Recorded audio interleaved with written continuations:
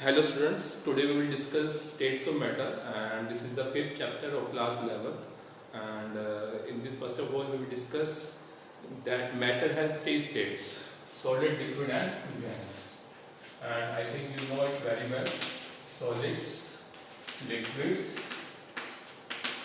and gases. What are solids? These are those substances, we can say these are those form of matters which have definite shape and definite volume.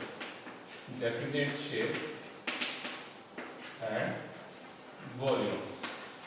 That is definite shape and definite volume. And liquids, these are those forms of matter which have definite volume but not definite shape. No definite shape but they have definite volume.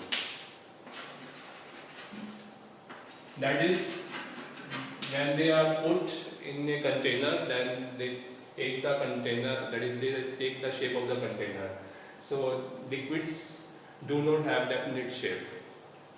Now gases, these are those forms of matter which do not have definite shape and definite volume. Do not have definite shape and definite volume. Right. Now next we will discuss that only in your syllabus liquids and gases are there. Right. So before we discuss states of matter, in your syllabus there are intermolecular forces of attractions. So first we will discuss about that. Intermolecular forces of attractions. What are intermolecular forces of attractions? Intermolecular forces of attraction. Intermolecular means between the molecules, that is different molecules.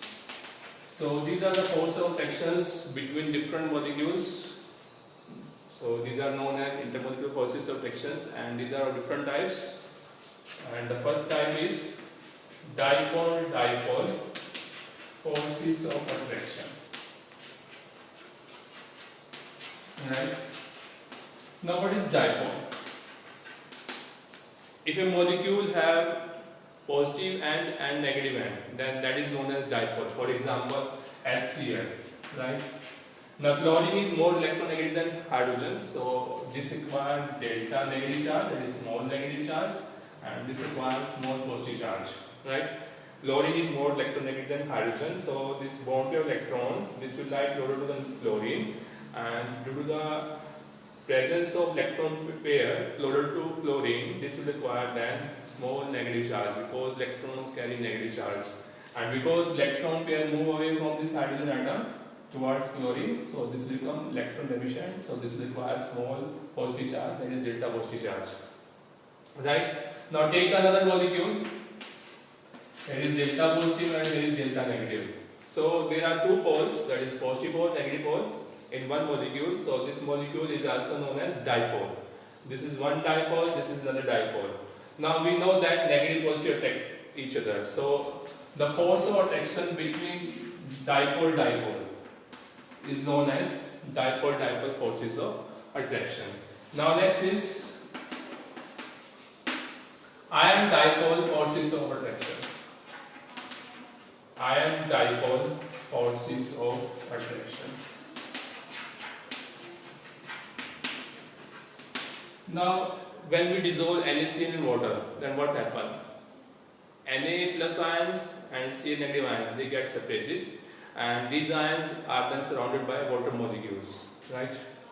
So I am showing here Na plus ion, right, and here Cl negative ion. They become separated in water and they are surrounded by water molecules like this. So here I am showing water molecule H2O, H2O, H2O, H2O, H2O. So in water molecule, oxygen is more electronegative than hydrogen. So oxygen acquires more delta negative charge and hydrogen acquires small positive charge, that is delta positive. So you can show the charges. delta negative, delta positive on all water molecules show the charge, right? Delta negative, delta positive, delta positive, delta negative, delta positive, delta positive. Now, water is a dipole, right? So the force of attraction between water and ion is known as ion dipole forces of attractions. Now you can show a water molecule around Cl negative ion also. How? You have to make water molecule like this, H, O, H, right? So H, O, H, H, O, H, right? H, O, H. So now show the negative positive charges. Delta negative, delta positive, delta positive, delta negative, delta positive, delta positive, delta negative, delta positive, delta positive, delta negative, delta positive, delta positive. Now there is attraction between the positive end of water molecule and this negative charge ion. So this is dipole, dipole, this is another dipole, this is dipole. So water is a dipole. Now the force of attraction between ion and dipole is known as ion dipole forces of attraction. Now next is dipole induced dipole forces of attractions.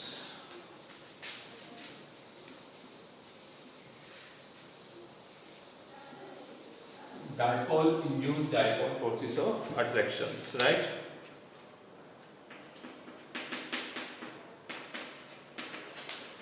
Dipole induced dipole forces of attraction.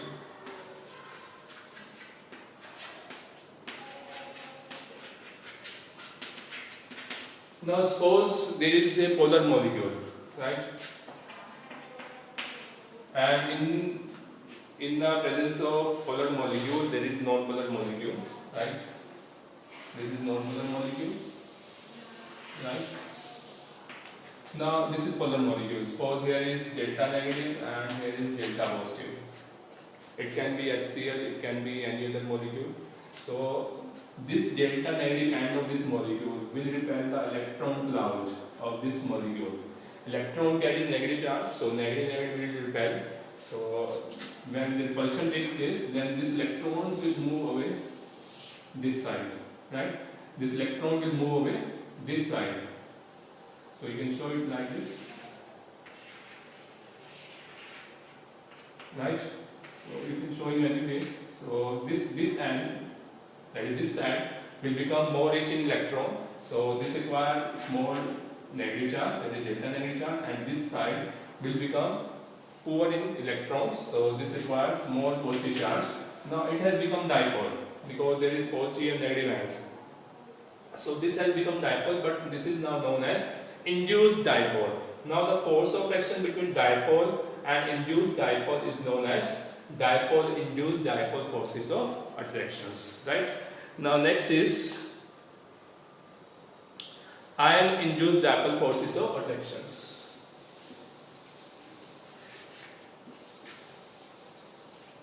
Ion induced dipole forces of attractions, right? And if there is ion, suppose nitrate ion is there, along with a non-polar molecule like iodine. Iodine is this is I2 is a non-polar molecule and show its electron cloud, and this is the electron cloud of iodine. This symmetrical electron cloud, that is spherical electron cloud, right?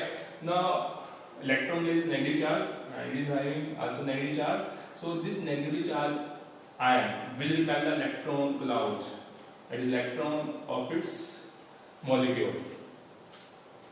So these electrons will repel and they will move away, and this end will become rich in electron, that is this end. So this requires more negative charge, and this end will become poor in electron, so this will acquire small positive charge.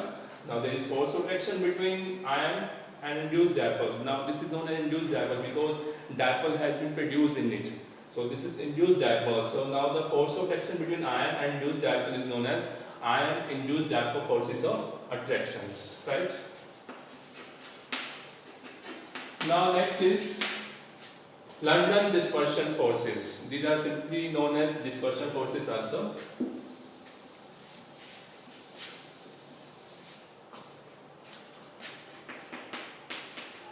London dispersion forces of attractions. Forces of attractions. Now there is question that between the non-polar molecules, what type of forces exist? What type of force or attraction exists between the non-polar molecules? So that type of forces or attractions are London dispersion forces or attractions, and these are simply known as dispersion forces or attractions also. So in non-polar molecules, suppose this is a non-polar molecule. Now at some particular instant of time, it may be that at some particular instant of time, this electron cloud becomes distorted. It is not necessary that electrons roll only in circular, that is 100% circular orbit. It is not always possible. At some particular instant of time, this electronic path can become distorted. And when this becomes distorted, one end becomes rich electron and another end becomes poor electron. And the end which becomes rich electron require delta negative charge, and the end which become poor electron require delta positive charge. So a dipole is produced due to distortion of electron cloud at a particular instant or moment, and this is known as instantaneous dipole or momentary dipole. Instantaneous, because this dipole has been produced only for an instant of time, or you can say a moment of time. So this is also known as instantaneous or momentary dipole. Right? Now this instantaneous dipole, it produces dipole in another non-polar molecule. Right? How?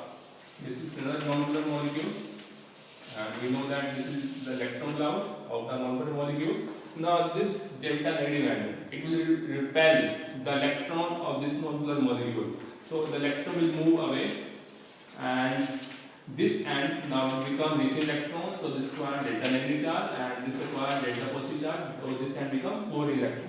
Now there is force of attraction between instantaneous dipole and the induced dipole. Now this is known as induced dipole, because dipole has been produced by this instantaneous dipole.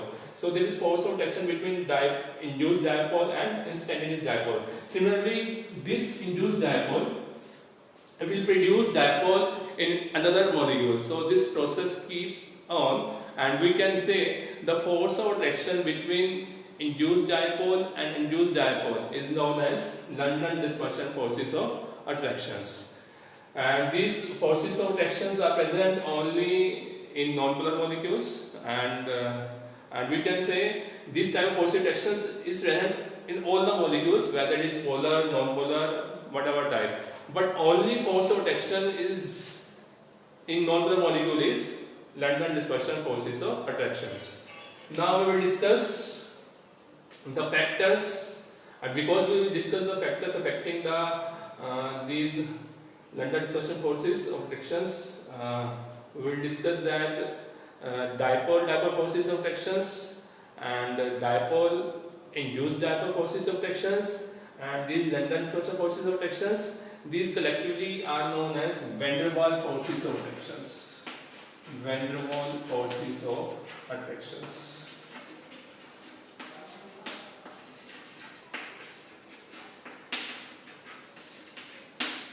Right? Dipole forces of attractions, dipole induced dipole forces of attractions, and these London dispersion forces of attractions, these collectively are known as van der Waals forces of attractions. Van der Waals is the name of the scientist who gave these three types of forces of attractions. Now we will discuss the factors affecting these London dispersion forces of attractions.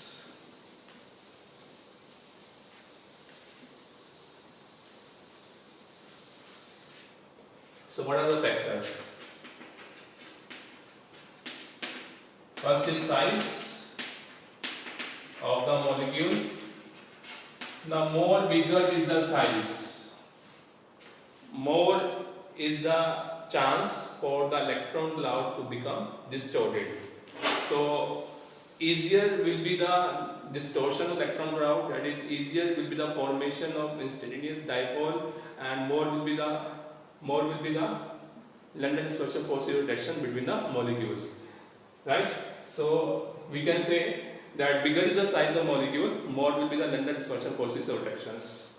So we take an example that CH4, and then there is SiH4, carbon, silicon, germanium, GeH4.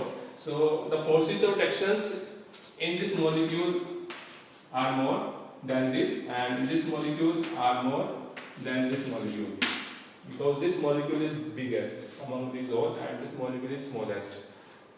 Why?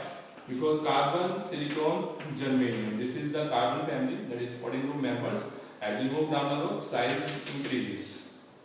So size of carbon is smallest and size of germanium is highest, that is largest. So this is the biggest molecule and this is the smallest molecule. So this will have the largest London special forces of attractions, and this will have the least London special forces of attractions. Now these forces of attractions affects the states of matter, or you can say the boiling point, and or you can say the liquid state, solid state and gaseous state. Now more the forces of attractions, then more will be the chances of the molecules to exist in the liquid state or the solid state, right? And if the less the forces of attraction, that is London special forces of attractions are less, then the more is the chance for the molecule to exist in the gaseous state. Now next is geometry of the molecule. Second factor is geometry of the molecule. Geometry of the molecule, that molecule is branched or unbranched, we will discuss that.